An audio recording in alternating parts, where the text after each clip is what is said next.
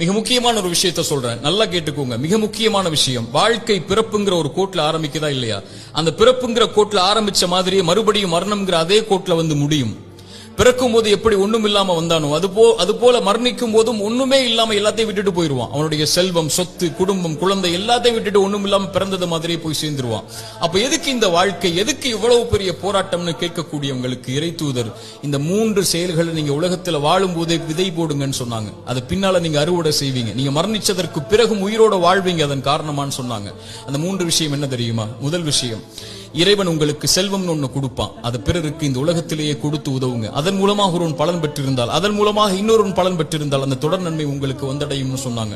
இரண்டாவது, இறைவன் உங்களுக்கு கல்வின்னு ஒண்ணு கற்றுக் கொடுப்பான். எதுவா இருந்தாலும் சரி, ஒரு எழுத்தா இருந்தாலும் சரி, அது பிறருக்கு பலன் பெற கற்றுக்கொடு. அதன் மூலமாக அவன் பலன் பெற்றிருந்தால், அதன் மூலமாக பலன் பெற்றிருந்தால் அந்த நன்மை வந்து சேரும்னாங்க.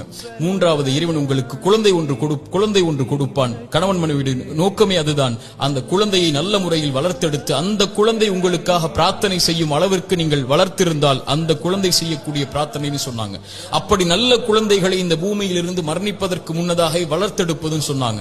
இந்த 3 விஷயத்தை யார் இந்த பூமியில் மரணிப்பதற்கு முன்னதாகவே உலகத்தில் விதை போடுவாரோ